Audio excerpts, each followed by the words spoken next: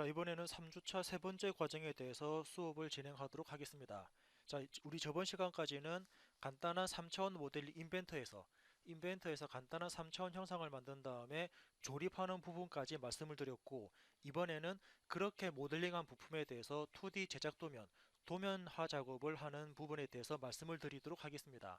그래서 인벤터에서 새로 만들기 버튼을 클릭하시면은 이제부터는 우리 저번 시간에 봤던 스탠다드.ipt는 하나의 부품을 작업하는 환경이었고, 스탠다드.iam은 조립하는 환경이었습니다.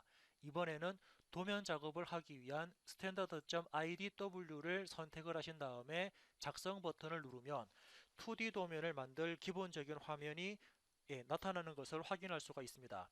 자, 그래서 첫 번째, 2D 도면을 작업하기 위해서는 여러분들은 그 2D 도면과 관련되는 환경 설정을 먼저 해주셔야 됩니다. 그래서 도면에 대한 환경 설정은 그 리본 메뉴 관리에 가셔가지고 스타일 편집기를 먼저 실행을 합니다. 도면 작업을 하기 전에 스타일 편집기를 먼저 실행하시고 제작 도면을 만들어 줄 건데, 첫 번째 기본 표준 ISO에서 뷰 기본 설정 탭을 선택한 다음에 투영 유형을 일각법이 아닌 삼각법으로 체크를 해주시고, 체크를 해주고 그리고 저장 버튼을 누르도록 하겠습니다. 즉 3차원 작업이 있어가지고 2D 도면 뽑을 때는 삼각법에 의한 정면, 평면, 측면 그리고 등각법을 생성하겠다라고 해서 삼각법에 체크를 하고 저장 버튼을 눌렀고요. 두 번째 또 많이 쓰는 부분이 바로 치수 부분입니다. 그래서 치수 옆쪽에 있는 메뉴를 확장시켜 가지고 옆쪽 아래쪽에 있는 기본값 ISO 항목을 선택을 하신 다음에 단위, 첫 번째 나오는 단위 탭에 나오는 10진 표시키는 쉼표가 아닌 마침표로 잡아주시고, 그리고 화면에 있는 화면 표시 후행 부분에는 체크를 끄도록 하겠습니다. 또한 이번에 공차 쪽을 한번 클릭을 해보면은 우리가 도면 작업을 할 때 플러스 마이너스 공차를 적용할 건데, 그때 공차에 대한 표시 옵션을 세 번째 항목입니까? 세 번째 항목에 후행 0 없음, 기호 없음이라고 체크를 해주도록 하겠습니다. 그리고 이 역시 마찬가지로 저장을 하고요. 자, 다음 또 우리가 작업을 해야 될 부분은 도면 작업을 함에 있어 가지고 많이 활용되는 부분이 있는데, 그게 어떤 거냐면은 많이 활용되는 부분이 바로 그 표면 텍스트, 즉 표면 거칠기에 대한 부분입니다. 그래서 표면 텍스트 거칠기에 대한 메뉴를 확장시킨 다음에 표면 텍스트 ISO 항목을 선택을 해서, 우리가 보통 일반적으로 표면 거칠기를 작성할 때는 뭐 X, Y, W, XY 그리고 G 이렇게 그 표면 거칠기에 대한 값들을 입력하는데, 그 상태가 바로 ISO 상태일 때는 그 값들을 현재 입력을 할 수가 없게끔 되어 있거든요. 그래서 참조 표준을 ISO가 아닌 GIS1994로 변경을 하게 되면은 사용자가 필요한 표면 거칠기에 대한 값들을 입력할 수가 있습니다. 자, 일단 기본적으로는 몇 가지만 이렇게 세팅을 한 다음에 2D 작업을 하기 위해서 저장 버튼을 누르고 마지막에 저장 및 닫기를 하게 되면은 2D 도면화 작업을 할 수 있는 기본적인 환경 설정이 끝났습니다. 이제부터 우리 저번 시간에 작업했던 한번 그림을 열어보도록 하겠습니다. 일단은 뭐죠? 그 열기라는 버튼을 이용해서, 우리가 예를 들면은 바탕화면이었습니까? 바탕화면에 보시게 되면은 일단 취소를 하고요. 먼저 2D 도면으로 만들 형상을 지난주에 했던 그 슬라이더 형상에서 첫 번째 나오는 베이스 형상을 한번 2D 도면으로 뽑아 보도록 하겠습니다. 그래서 뷰 배치, 뷰 배치 탭에 가셔가지고 기준을 실행하시는데, 여기서 나오는 기준이 바로 도면 작업을 하기 위한 정면, 즉 기준이 되는 첫 번째 뷰를 생성한다라고 보시면 될 것 같습니다. 그래서 기준이라는 뷰를 선택합니다. 그리고 어떤 뷰에 대해서 기준을 뽑을 건지에 대한 파일 찾기 버튼을 클릭하시는데, 이때 사용자는 첫 번째 나오는 베이스 형상, 이 형상에 대해서 2D 제작 도면을 만들겠다라고 선택을 하겠습니다. 베이스 형상을 선택하고 열기 버튼을 누르게 되면은 처음에 나오는 기본적인 방향이 화면상에 나타나면서 지금 이 뷰 방향이 현재 기준이 되는 뷰로 생성이 가능하고요. 물론 사용자들은 이 뷰가 아닌 뭐 다른 뷰를 정면으로 잡고 싶다 하실 때는 옆쪽에 있는 화살표를 클릭하셔가지고 보조 메뉴에서 사용자 뷰 방향이라는 형상을 메뉴를 선택을 하게 되면은 사용자가 바라보는 형상을, 즉 Shift 휠 버튼을 이용을 해서 사용자가 바라보는 면입니까? 즉 사용자가 앞쪽을 바라보게 되면은 현재 바라보는 이 방향을 정면으로 잡겠다, 또는 형상을 우측면을 선택하게 되면은 현재 바라보는 우측면을 정면으로 잡겠다, 또는 화면을 윗부분입니까? 윗면을 클릭해서 사용자가 선택하는 뷰를 윗면으로 정면을 설정하겠다라고 뷰 방향을 별도로 지정을 할 수가 있고요. 그래서 정면에 대한 방향이 잡혔다 그러면 사용자 뷰 마침을 클릭을 해서 정면에 대한 방향을 잡도록 하겠습니다.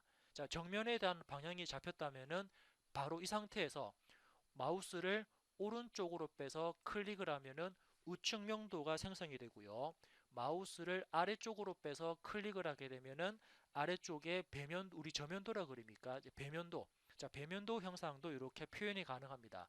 그리고 이 상태에서 마우스를 우측 상단 쪽이나 좌측 상단 쪽으로 이동해서 클릭을 하게 되면은 지금처럼 등각에 관련되는 도면도 생성이 가능합니다.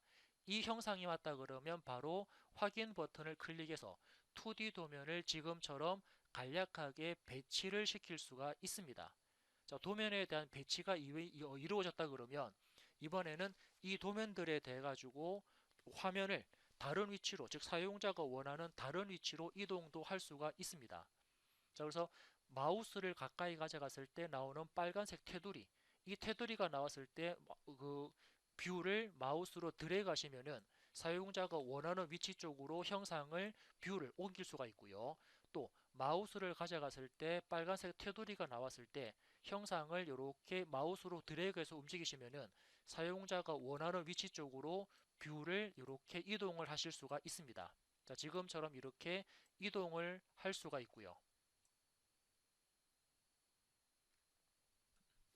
그리고 해당되는 뷰에서, 자, 빨간색 테두리입니다. 빨간색 테두리 해당되는 뷰에서 마우스를 더블 클릭하게 되면은, 자, 마찬가지로 이 도면에 대한 우리가 편집 상태를 확인할 수가 있는데, 자, 스타일 부분을 먼저 확인해 보겠습니다. 스타일 부분에서는 첫 번째 나오는 은선, 자, 은선이라는 부분에 체크를 하고 확인 버튼 누르면 도면에서는 숨어 있는 선들이 표시가 됩니다. 또 해당되는 뷰를 더블 클릭해서 이번에는 은선 제거라는 버튼을 클릭을 하고 확인을 하게 되면은 이번에는 뷰에는 숨어 있는 선, 은선은 화면상에 나타나질 않습니다. 마찬가지로 더블 클릭하셔가지고 이번에는 세 번째 버튼입니까? 세 번째 버튼 음영 처리라는 부분에 체크가 되어 있는 상태에서 확인을 하게 되면은 2D 도면상에는 이렇게 음영 처리 색상이 들어가면서 뷰를 표현을 하실 수가 있습니다. 이렇게 뷰를 대략적으로 표현을 했다 그러면 이제부터 좀 더 상세하게 2D 도면들을 배치를 하도록 하겠습니다. 자, 먼저 2D 도면을 배치했다 그러면 사용자는 가장 먼저 이 뷰들에 대해 가지고 우리는 그 중심선, 자, 첫 번째는 중심선을 한번 이 뷰에 대해서 생성을 해 보도록 하겠습니다. 그래서 중심선을 뽑는 기능은 주석이라는 탭에 가셔가지고, 예, 주석이라는 탭에 가셔가지고 중심선과 관련되는 옵션들은 네 가지가 있습니다. 첫 번째 버튼은 일반적인 선을 그리면서 중심선을 나타내는 부분인데, 화면에서 보신 것처럼 1번 점을 클릭하고 2번 점을 클릭했을 때 1번 점과 2번 점이 지나가는 곳에 중심선을 생성하는 기능이 바로 중심선이라는 기능이고, 두 번째 나와 있는 중심선 같은 경우는 이등분선입니다. 즉 사용자는 그 그림으로 표시된 것처럼 1번에 해당되는 선을 클릭하고 2번에 해당되는 선을 클릭하면은 1번 선과 2번 선 사이에 새로운 중심선이 생성되는 이등분선입니다. 그리고 세 번째 나와 있는 중심 표식 같은 경우는 사용자가 원이나 홀을 클릭했을 때 선택한 원의 중심선을 표시하는 기능이 중심 표식이 되고, 네 번째 나와 있는 중심 패턴 같은 경우는 원형 배열로 생성되어 있는 형상들에 대해서 중심선을 일괄적으로 배열할 때 사용되어지는 중심 패턴입니다. 자, 그렇다면은 현재 나와 있는 첫 번째 뷰, 그 정면에 대한 중심 같은 경우는 이 중앙을 지나는 곳에 중심선을 하나 만들어 주기 위해서 사용자는 중심선이라는 기능을 활용하실 수가 있습니다. 중심선을 클릭해서 첫 번째 점을 클릭하고 두 번째 점을 클릭하고 마우스 오른쪽 버튼 작성 버튼을 누르면 첫 번째 점과 두 번째 점 사이를 지나는 곳에 이렇게 중심선을 표현할 수 있고요. 다음은 안쪽에 보니까 이렇게 원이 작성되어 있습니다. 자, 원에다가 치수를 중심선을 기입하는 방법은 중심 표식이라는 부분이거든요. 그래서 중심 표식을 선택하신 다음에 원을 선택하면은 선택한 원의 중심선이 표시되는 부분을 확인하실 수가 있습니다. 자, 다음은 아래쪽 부분에도 동일하게 이 부분 볼까요? 자, 이 부분에도 동일하게 사용자는 중심선을 넣어야 되는데, 자, 이때 중심선은 조금 전에 보신 것처럼 중심선이라는 기능 가지고 첫 번째 점과 두 번째 점을 클릭해서 중심선을 만드셔도 되는데, 여기서는 이등분선을 한번 표현해 보겠습니다. 이등분선은 선과 선 사이에 중간에 해당되는 선을 중심선을 배치하는 기능입니다. 그래서 첫 번째 선을 선택하고 두 번째 선을 선택하면은 첫 번째 선과 두 번째 선 사이에 중심선이 생성되는 모습을 볼 수 있고요. 아래쪽 부분도 동일하게 중심선 작업을 해보도록 하겠습니다. 지금 중심선은 자, 여기 아래쪽에 있는 그 카운터 보호 위치에 중심선이 표현되어야 되기 때문에 이때는 마찬가지로 중심선 이등분선, 중심선 이등분이라는 기능을 활용해서 왼쪽 선을 클릭하고 오른쪽 선을 클릭했을 때 중심선을 표시를 할 수가 있습니다.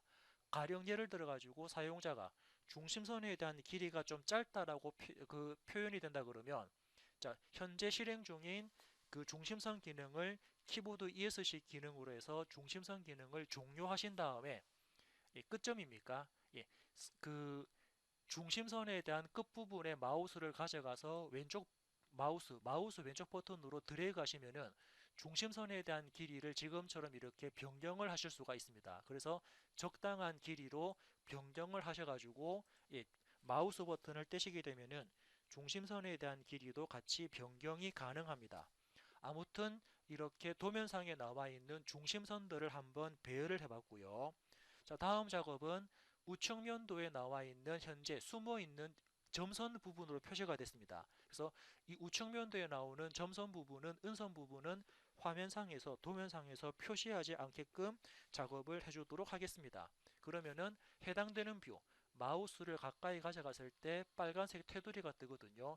이때 뷰를 더블 클릭해서 편집 버튼으로 들어갑니다. 자, 그러면은 아까 보셨던 것처럼 은선 제거라든지 은선 표시라든지 또는 음영 처리 부분에 현재 체크를 할 수가 없게 되어 있습니다. 왜냐하면 스타일 부분에 체크가 되어 있는데 이 체크 부분은 현재 기준으로 만든 형상에 대해서 파생되어지는 뷰는 기존의 그 속성을 따라가게끔 되어 있거든요. 그래서 기존에 있는 그림을 정면 그림의 정면에 대한 속성을 바꿔야지 다른 파생되어진 뷰들도 같이 변경이 된다는 뜻입니다. 이때는 사용자가 체크를 해제시키면은 기준과 상관없이 각종 뷰에 대한 속성을 변경을 하실 수가 있습니다. 그래서 여기서는 은선 표시가 아닌 은선 제거라는 부분을 선택을 하고 확인을 누르면 선택한 뷰에 대해서는 은선이 제거되는 모습을 볼 수가 있습니다. 자, 이제부터 각 뷰들에 대해서 치수를 한번 입력을 해 보도록 하겠습니다. 그래서 화면을 좀 확대를 시켜 놓고 먼저 정면에 대한 치수를 입력하도록 할게요. 자, 그래서 치수 기입은 주석 탭에 있는 치수라는 기능을 실행하실 수가 있습니다. 자, 그래서 치수라는 기능을 실행하신 다음에 우리 치수 기입 방법은 그 파트 모델링 또는 부품 모델링 환경에 있는 스케치에서 치수를 기입하는 방법과 동일하다라고 보시면 되고요. 자, 치수를 입력하도록 하겠습니다. 치수를 입력하기 전에 아래쪽에 보면은 여기 점선 부분으로 되어 있는 형상을 우리가 도면에서는 그 부분 단면으로 표시할 수 있는데 먼저 아래쪽에 있는 그림을 점선 표시가 아닌 부분 단면 표시로 화면을 먼저 바꾸고 그 다음에 치수를 입력하도록 하겠습니다. 자, 부분 단면을 표시하려면은 먼저 뷰 배치라는 탭에 가시면은 부분 단면을 표시하기 위한 경계선 작업을 먼저 해줘야 되거든요. 그래서 경계선 작업을 하려면은 자, 지금은 그 인벤터 최신 버전 같은 경우는 바로 스케치 시작 버튼을 바로 누르시면 되는데, 인벤터 예전 버전 같은 경우는 순서에 따라서 부분 단면이 표시가 안 될 때가 있습니다. 부분 단면이라고 하게 되면은 여기 나와 있는 브레이크 아웃이라는 기능입니다. 그래서 브레이크 아웃이라는 기능이 표현이 되지 않을 때가 있기 때문에 사용하는 방법은 먼저 부분 단면 브레이크 아웃을 만들 해당되는 뷰를 먼저 키보드 ESC 버튼 두세 번 누르겠습니다. 자, 두세 번 눌러놓고 해당되는 뷰를 먼저 클릭합니다. 마우스를 가까이 가져갔을 때 빨간색 테두리가 뜨면은 해당되는 뷰를 먼저 클릭을 해놓고 스케치 시작이라는 기능을 실행합니다. 자, 인벤터 예전 버전은 이런 순서대로 작업을 해줘야 되고요. 스케치 시작이라는 버튼을 클릭을 하게 되면은 다시 스케치할 수 있는 환경으로 화면이 전환이 되는데, 이때 우리는 그 부분 단면을 만들 바운더리 형상을 표현을 해줄 겁니다. 그때는 뭐 원이든 사각형이든 닫혀 있는 모양으로만 표현을 해주면 되는데, 여기서는 제가 좀 더 자유롭게 표현을 한다 그래서 선 아래쪽에 있는 스플라인 보관 기능을 이용해서 사용자는 부분 단면을 만들 경계 형상을 이렇게 닫혀 있는 패곡선 형식으로 만들 수가 있고요. 하면은 패곡선을 그리면 이 패곡선 안쪽으로 이제 해칭이 들어가는 단면 표시를 할 수가 있습니다. 자, 스플라인 보관에서 경계 곡선을 만들었다 그러면 스케치 마무리 버튼을 클릭하고요. 자, 스케치 마무리 버튼을 클릭한 다음에 이제 부분 단면을 표현할 브레이크 아웃을 실행합니다.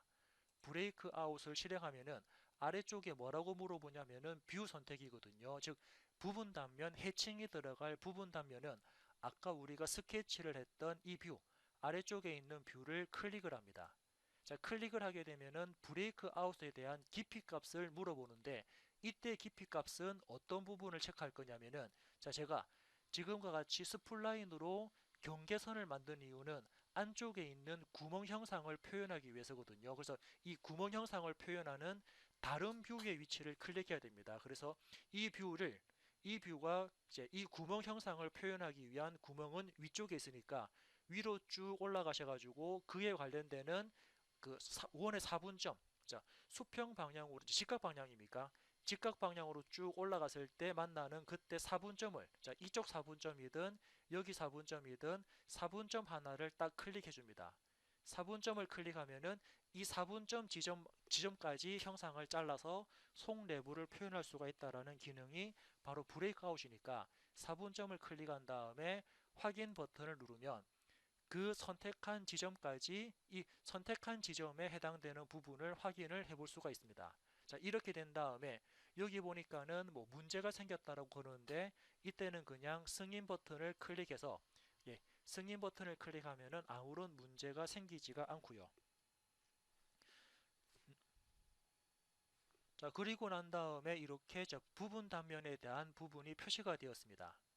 자, 그래 놓고 안쪽에 들어간 이 선, 자, 안쪽에 들어간 이 그 점선 같은 경우는 사용자가 이 선이 있으면은 뷰가 좀 더 복잡하게 보이기 때문에 이 선은 마우스 오른쪽 버튼을 클릭해서 가시성으로 체크를 꺼주면은 선을 이렇게 숨길 수가 있습니다.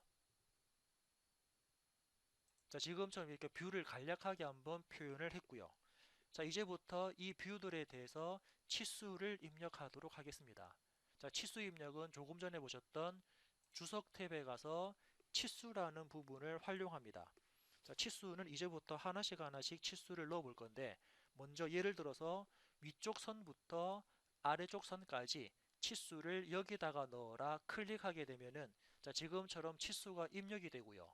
자, 치수를 입력하게 되면은 바로 치수 편집이라는 창이 뜨는데, 여기에 갈로 두 개가 이렇게 양쪽 갈로 두 개로 나와 있는 부분이 바로 해당되는 이 치수에 관련되는 속성값입니다. 그래서 나는 여기서 이 갈로 앞, 예를 들면은 갈로 뒷부분에 마우스가 깜빡깜빡할 때 갈로 뒤쪽에 대문자 H7이라는 끼워 맞춤 공차에 대한 형상을 넣을 수가 있고, 그런 다음에 예를 들면은 갈로 뒤쪽에 가로를 입력하고, 그리고 마우스 커서를 앞쪽으로 보낸 다음에 앞쪽에서도 이렇게 갈로 표시하게 되면은, 자, 사용자가 입력한 글자 양쪽으로 기호를 넣을 수가 있기 때문에 확인을 누르면 치수 기입을 이렇게 표현했고요.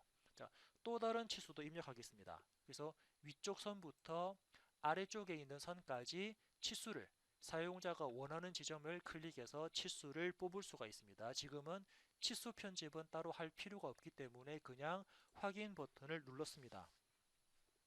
자, 다음은 오른쪽 선부터 중심선까지, 조금 전에 우리가 만들었던 중심선까지 이때 거리값을 여기다가 배치를 하겠다라고 클릭하고 확인 버튼을 눌렀고요. 혹시 치수에 관련돼 가지고 치수가 이렇게 다른 쪽이랑 중복이 된다라고 생각이 들면은 치수를 왼쪽 버튼 누르고 일단 취소하고요. 자, 실행 중인 치수 기능을 ESC 버튼 눌러서 실행 중인 치수 기능을 종료했습니다. 그런 다음에 해당되는 숫자에서 마우스 왼쪽 버튼으로 드래그를 하시게 되면은 사용자가 원하는 위치 쪽으로 숫자라든지 위치를 이렇게 변경을 하실 수가 있습니다. 네, 지금처럼 이렇게 대략적으로 변경 작업도 하실 수가 있고요. 다시 마우스로 드래그해서 원래 중간 위치로 이렇게 이동을 했습니다. 자, 같은 방법으로 계속 치수를 입력하겠습니다.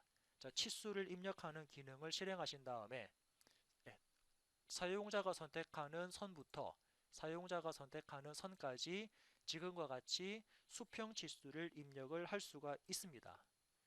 자, 그리고 치수 편집 창에서는 확인 버튼을 눌렀고요. 자, 다음은 또 다른 치수를 입력해 보도록 하겠습니다. 그래서 요거, 자, 이쪽에 나와 있는 선입니까? 자, 그래서 위쪽 선부터 아래쪽 점까지 이때 치수를 입력을 할 건데 클릭.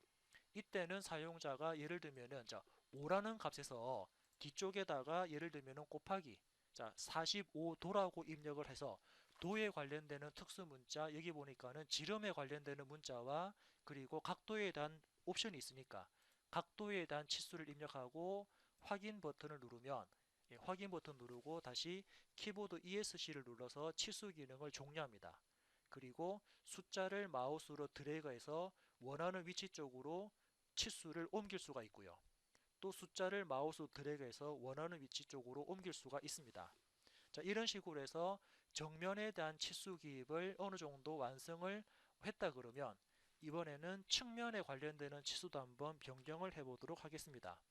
같은 방법으로 치수 기입을 계속적으로 이어나가겠습니다. 그래서 사용자가 선택하는 전부터 객체까지 치수를 여기다가 넣을 건데 자, 이 부분도 같은 방법으로 자, 현재 커서가 있는 부분이 바로 해당되는 숫자를 나타내는 부분입니다. 그래서 사용자는 이 커서 뒤쪽이나 앞쪽에 또 다른 글자를 지금처럼 입력할 수 있고요. 확인. 그리고 또 추가적으로 치수를 계속 입력하겠습니다. 사용자가 선택하는 선부터 사용자가 선택하는 선까지 이때 치수를 여기다가 배치를 할 수 있고 확인 버튼 눌렀습니다. 또 사용자가 선택하는 선부터 선까지 아래쪽에다가 치수를 지금처럼 이렇게 배치를 할 수가 있습니다. 확인 버튼을 눌렀고요.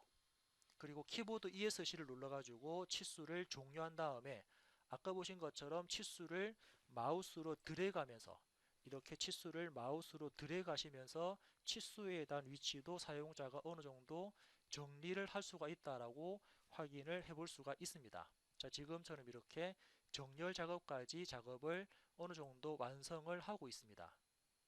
예. 그리고 아래쪽에 있는 부분도 동일하게 치수를 넣을 건데 너무 지금 위쪽이랑 아래쪽이랑 간격이 너무 좁아서 이 뷰 자체를 밑으로 내리겠습니다.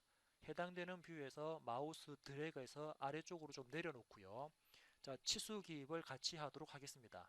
자, 위쪽에는 현재 구멍이 나타난 부분이니까 구멍과 관련되는 치수, 즉 어떻게 여기 전부터 여기 전까지 치수를 위쪽에 넣을 건데 클릭. 그럼 이때 이 6.6이라는 치수는 앞쪽에 지름 기호가 들어가야 됩니다. 그래서 마우스 커서 깜빡깜빡하는 마우스 커서를 앞쪽으로 보내놓고 지름 기호 파이 자른 기호를 입력하시고 확인 누르면 지름 기호가 입력됐고요. 같은 방법으로 아래쪽에 있는 선부터 아래쪽에 있는 선까지 동일한 방법으로 치수를 빼는데 커서 앞쪽에 그죠? 마우스 커서를 앞으로 보내놓고 지름 기호 파이 자를 입력하고 확인 누르면 이렇게 지름과 관련되는 기호도 입력이 가능합니다. 그리고 이번에는 이 카운트 보호에 대한 깊이 치수를 입력토록 하겠습니다. 그래서 위쪽에 있는 선과 그 깊이에 해당되는 선을 선택하신 다음에 요놈에 대한 깊이 값을 입력하고 확인 버튼을 누르면 대략적으로 그 형상에 대한 치수를 입력을 했습니다. 키보드 ESC를 누른 다음에 자 해당되는 키보드 ESC 버튼을 두세 번 누른 다음에 해당되는 뷰를 좀 다른 쪽으로 이동하겠습니다. 테두리 위에서 마우스 드래그 또는 테두리 위에서 마우스를 드래그해서 형상에 대한 뷰를 다른 위치 쪽으로 잠깐 좀 이동 좀 시켰고요. 자 이번에는 그 기하 공차를 표현하기 위한 데이텀 식별자 기호, 기준 기호를 한번 넣어 보도록 하겠습니다. 자 그래서 화면을 좀 확대를 한 다음에 자 여기 기호 주석 탭에 보시면은 기호라는 부분이 있고 이 기호 부분에서 아래쪽에 있는 메뉴를 확장시키면 여기서 이제 제가 필요한 부분이 바로 데이텀 식별자라는 기호를 넣도록 하겠습니다. 자, 데이텀 기호 식별자를 선택을 하겠습니다. 그리고 이 기호가 들어갈 첫 번째 지점을 클릭하고요. 마우스를 수평 방향으로 클릭하고 마우스 그 수평 방향 클릭하신 다음에 바로 해당되는 값을 입력하고 확인 버튼 누르면 기준 식별자 기호가 이렇게 입력됐습니다. 자, 같은 방법으로 옆쪽에도 같이 해볼까요? 옆쪽에도 화살표가 들어갈 기준이 될 보조선을 선택을 하고 뷰를 수평 방향으로 클릭합니다. 클릭하면은 바로 그 기준되는 그 기호 값을 넣을 수 있는데 여기서는 제가 B라는 값을 입력을 하고 확인 버튼을 누르도록 하겠습니다. 자, B라는 값 입력하고 확인 버튼 누르면 이렇게 B라는 기호가 들어갔고요. 키보드 ESC를 눌러서 기능을 종료하도록 하겠습니다. 다음은 이렇게 만들어진 기호를 가지고 이제 기하 공차 값을 넣도록 하겠습니다. 자, 그래서 기하 공차 값을 입력할 건데 기하 공차 값은 요 위쪽에 있는 형상 공차라는 기능을 이용해서 형상 공차가 들어갈 첫 번째 점을 클릭합니다. 그리고 형상 공차가 들어갈 수직 방향으로 뷰를 뽑아 놓고 클릭, 그리고 오른쪽 방향으로 뷰를 전환시킨 다음에 마우스 오른쪽 버튼 계속을 누르도록 하겠습니다. 자, 지금 형상이 왼쪽으로 바뀌었는데 나중에 위치를 바꿀 수가 있거든요. 이때 기호를 입력하겠습니다. 먼저 위쪽에 기호를 클릭하신 다음에 여기서는 평행하다 대칭이라는 기호를 선택하고요. 그에 따른 공차값을 입력합니다. 그리고 두 번째 기호를 입력하는데 두 번째 기호는 사용자가 직각도를 입력하고요. 그에 따라서 공차값을 입력하겠습니다. 그리고 그에 따라서 데이텀 기호, 데이텀 기호는 위쪽에는 데이텀 기호를 없애고 아래쪽 부분에만 데이텀 기호를 입력하면은 지금처럼 미리 보기 형식으로 기호를 표현할 수 있거든요. 해서 확인 버튼 누르면 기하 공차까지도 같이 입력했습니다. 키보드 ESC를 눌러서 기능을 종료한 다음에 이 글자를 이렇게 오른쪽으로 배치를 다시 마우스 드래그해서 배치를 하도록 하겠습니다. 자, 다음 또 형상 공차, 기하 공차가 들어갈 부분도 마찬가지로 형상 공차라는 기능을 실행하시고 클릭. 첫 번째 화살표 부분을 클릭합니다. 두 번째 그 마우스를 직각 방향으로 옮겨놓고 클릭합니다. 직각 방향 옮겨놓고 클릭, 마우스 오른쪽 버튼 계속을 하신 다음에 여기서도 같은 방법으로 우리는 이제 두 번째 부분은 두 번째 부분을 없애겠습니다. 그래서 형상 공차 두 번째 부분은 없음으로 잡아주고 첫 번째 기호만 직각도를 잡습니다. 그에 따라서 공차값을 넣어주고 그에 따라서 데이터 값을 입력을 하신 다음에 확인 버튼을 누르면 이렇게 기하 공차값이 입력되는 거 확인할 수 있고요. 물론 키보드 ESC를 눌러가지고 이 기하 공차를 사용자가 다른 위치로 이렇게 이동을 하실 수가 있습니다. 자, 지금은 아마 형상이 표현됐기 때문에 삭제하고 새로 한번 표현해 보겠습니다. 이놈을 마우스 오른쪽 버튼 삭제한 다음에 자, 다시 형상 공차를 새롭게 입력하겠습니다. 그래서 첫 번째 점을 클릭하고 마우스를 수직 방향으로 빼서 클릭, 그리고 뭐 예를 들어서 왼쪽 방향으로 빼서 한번 클릭하고 마우스 오른쪽 버튼 계속을 눌렀습니다. 이때 사용자는 직각도에 그죠? 그리고 공차값을 입력하고 데이텀 기호를 입력하고 두 번째 부분은 값이 필요가 없기 때문에 여기서는 따로 앞쪽에 기호를 넣지 않았기 때문에 뒤쪽에 있는 부분들은 값이 따로 들어가지 않습니다. 이게 맞다 그러면 확인 버튼 눌러서 기하 공차까지 표현을 했고요. 키보드 ESC를 눌러서 종료를 시켰습니다. 자, 이번에는 이제 이 형상들에 대해서 그 표면 거칠기 기호를 넣으면서 마무리를 하도록 하겠습니다. 표면 거칠기 기호는 기호라는 메뉴를 확장시켰을 때 나오는 곡면 부분이 바로 표면 거칠기를 표현하는 기호입니다. 표면 거칠기, 표면 텍스트 곡면을 실행합니다. 첫 번째 표면 거칠기가 들어갈 보조선을 클릭하고요. 두 번째 표면 거칠기가 생성될 방향 쪽으로 마우스를 옮겨 놓고 이때 마우스 오른쪽 버튼 계속을 누릅니다. 그러면서 지금은 재질 제거가 요구됨이라는 부분을 체크하신 다음에 그때 공차값, 표면 거칠기 공차값을 입력을 하고 확인 버튼을 누르면 이렇게 표면 거칠기 기호가 들어갔고요. 자, 반대쪽 부분도 동일하게 한번 해보겠습니다. 자, 표면 거칠기가 들어갈 치수 보조선을 클릭하고 표면 거칠기가 들어갈 방향 쪽으로 마우스 옮겨 놓고 마우스 오른쪽 버튼 계속을 누릅니다. 그런 다음에 재질 제거가 요구됨 그리고 값을 입력하시고 확인 버튼 누르면 거칠기 기호가 들어갔고요. 자, 다른 부분도 추가적으로 동일하게 한번 해보겠습니다. 그래서 그 형상을 선택하고 방향 쪽으로 마우스 뺀 다음에 오른쪽 버튼 계속 재질 제거 요구됨 그리고 그에 따라서 값을 입력하고 확인 버튼 누르면 표면 거칠기가 들어갔고요. 바닥 부분도 동일하게 거칠기 값을 주면서 마무리를 하도록 하겠습니다. 그래서 해당되는 선을 선택하고 방향 쪽으로 마우스 뺀 상태에서 자, 다른 쪽 해볼까요? 키보드 ESC를 눌러서 취소한 다음에 자, 다른 방향 이제 아래쪽 한번 해보겠습니다. 기호라는 기능을 실행하고 기호가 들어갈 선을 선택합니다. 그리고 표면 거칠기가 들어갈 방향 쪽으로 마우스를 옮겨 놓고 마우스 오른쪽 버튼 계속 그리고 거칠기가 요구됨 그에 따른 거칠기 값 입력하고 확인 버튼 누르면 사용자가 원하는 부분의 거칠기 값까지 도면 작업을 완성했습니다. 키보드 ESC를 눌러서 전반적으로 도면 상태를 확인했고요. 자, 그래서 이번 시간에는 우리가 처음에 작업한 도면을 가지고 모델링 형상이죠.